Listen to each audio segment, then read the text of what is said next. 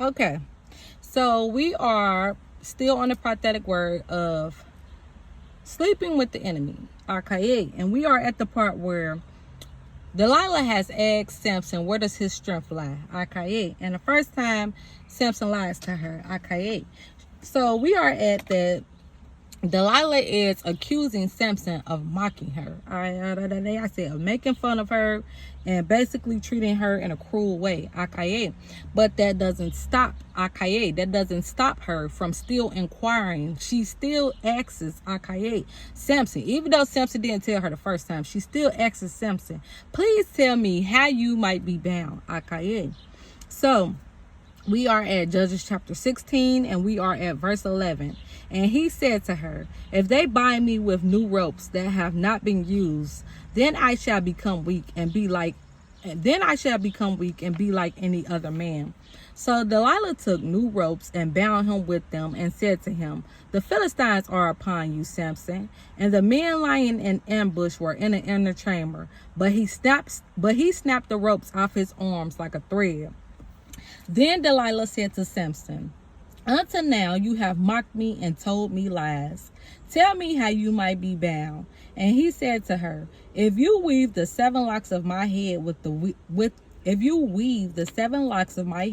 web and fasten it tight with the pin, then I shall become weak and be like any other man. So while he slept, Delilah took the 7 locks of his head and wove them into a web, and she made them tight with the pin and said to him, the Philistines are upon you, Samson. But he awoke from his sleep and pulled away the pin, the loom, and the web. And she said to him, how can you say, I love you, when your heart is not with me? You have mocked me these 3 times, and you have not told me where your great strength lies. And when she pressed him hard with her words, day after day, and urged him, his soul was vexed to death. And he told her all his heart and said to her, a razor has never come upon my head, for I have been a Nazarite to God from my mother's womb. If my head is shaved, then my strength will leave me, and I shall become weak and be like any other man. Listen to this, y'all. I say, okay, let's break this down. So Delilah is consistently and persistently asking Samson, tell me where your strength lies. Please tell me where your strength lies. But Samson is not revealing where his strength lies. So he just keep, telling her, false things. Like keep telling her lies. Like, oh, if you do this, then I'll be bound. But notice, every time he told her how he could be bound, Delilah is the one who's attempting to actually do this thing to bind him. So the person he's supposed to be trusting, the person he's supposed to be able to confide in, is actually the person who is consistently trying to bind him and saying to him, the Philistines are upon you. The Philistines are upon you, Samson. And not only that, if she really has him bound, when she really gets him bound, she also has men waiting in the ambush. She got a whole plan. Because if at any point, if he tells me the truth, I got backup. She got backup. She got men waiting in the ambush for him. To ambush him. Lord. So listen. So at this point, it starts out subtle. Thank you, Lord. Hallelujah. Delilah asking Samson questions starts out subtle, then gradually she starts to use manipulation. I say she starts to use manipulation because in Judges chapter 16 verse 15 it says, and she said to him, how can you say I love you when your heart is not with me? Now listen, we're gonna put a pin right here. Now she doing manipulation. She trying to bring love into it and trying to do mind games. You don't really love me because if you love me, you would tell me where your strength lies. You keep lying to me. Now she trying to act like she don't know what's going on. Okay. So we're going to pick up where we left off. Judges chapter 16, verse 15. And she said to him, how can you say I love you when your heart is not with me? You have mocked me these 3 times, and you have not told me where your great strength lies. And it says in Judges chapter 16, verse 16, and when she pressed him hard with her words day after day and urged him, his soul was vexed to death. Woo! We just not going to miss that. So now we have Delilah. She's starting to use manipulation. Okay, if you love me, okay, you would tell me where your great strength lies.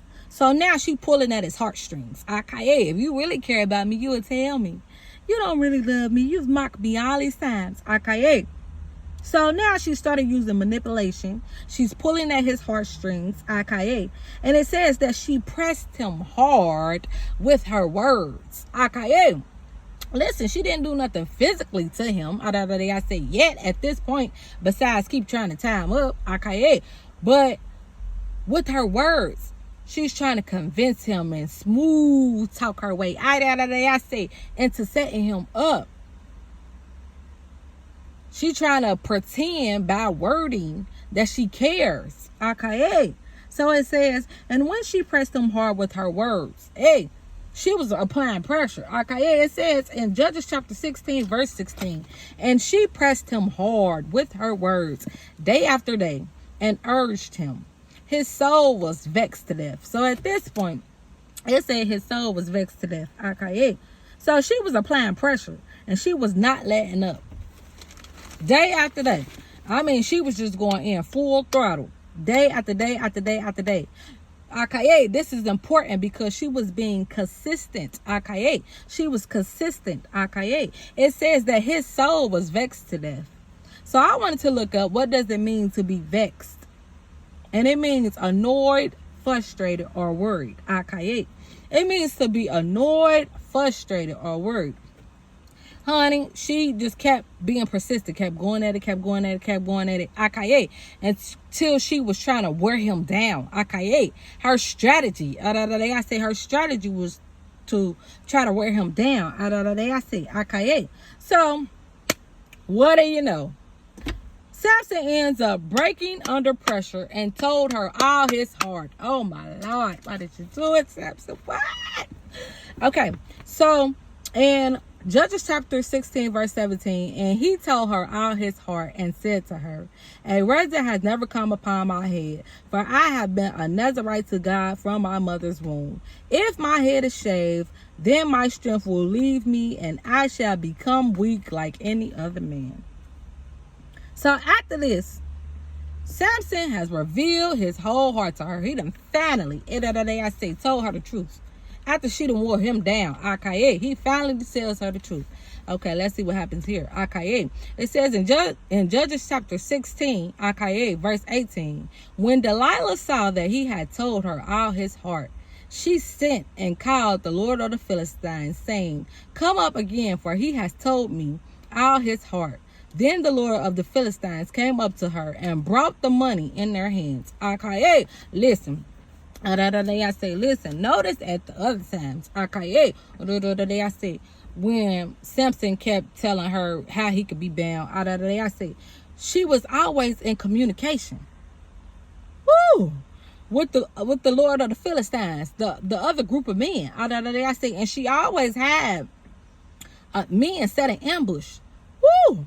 For just that one day, I say, when I might get lucky, I say, I already got y'all set up. So at this point, okay, after she's pressed him hard with her words day after day, and she sees that he's frustrated, I say he's annoyed, I say he's worried. I mean, she done wore him down, so where he just like, let me just tell this girl so she could just stop getting on my nerve. Okay, I say, so Delilah, when she sees, it says in Judges chapter 16, verse 18, when Delilah saw that he had told her all his heart, she sent and called the Lord of the Philistines, saying, come up again, for he has told me all his heart. Then the Lord of the Philistines came up to her and brought the money in her hands. Okay, so now there's about to be an exchange. Okay, y'all. I'm going to put a pin in. I say, he has finally told me where his strength lies. I say, I know now. I say, he done told me his whole heart. Come on. I say, y'all can come on now. They bring to Delilah the money in their hands. Let's not forget. At the beginning of Judges, it says in Judges chapter 16, it says in verse 4, after this he loved a woman in the valley of Sorek, whose name was Delilah. Wait a minute. After this he loved a woman in the valley of Sorek, whose name was Delilah. Samson was in love with Delilah. This was love for Samson. Woo! And I said, but it appears that Delilah, I say, was a opportunist. Woo! She was being used against Samson. So now she has this proposition to set Samson up for some money, and she accepts the offer and set Samson up. Okay. So now they bringing her the money. You done did your part. Okay, let us bring you your cut. Okay, let's see what happens. So it says in Judges chapter 16, verse 19, she made him sleep on her knees, and she called a man. Hold on. She made him sleep on her knees, and she called a man and had him shave off the 7 locks of his head. Listen, in order for Samson to be sleeping on Delilah's legs, he was comfortable. He was trusting her. He just chilling. I mean, he relaxed. I say, and she calls a man and had him while he sleep. He's asleep.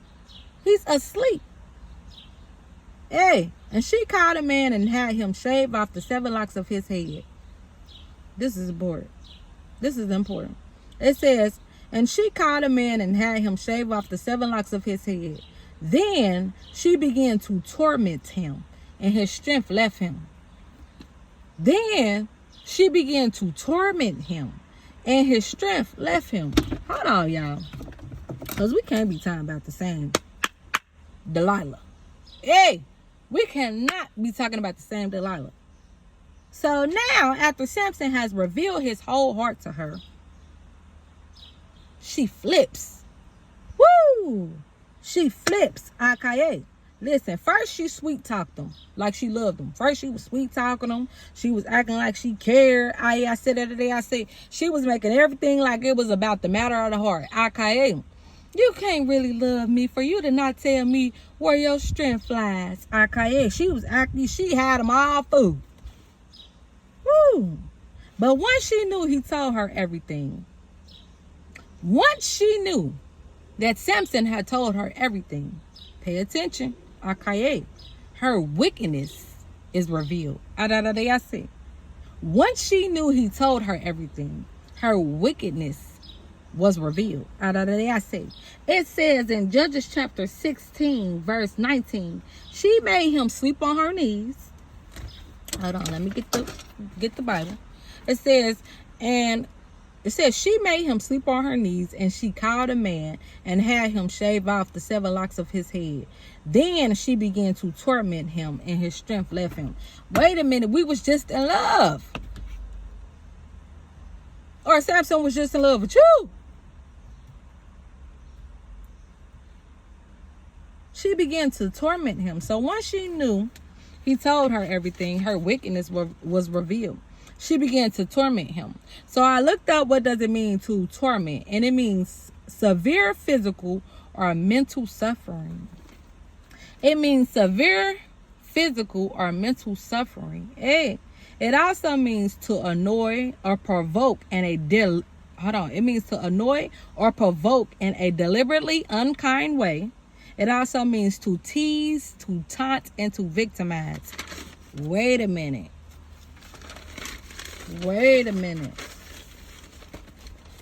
That just changed real fast.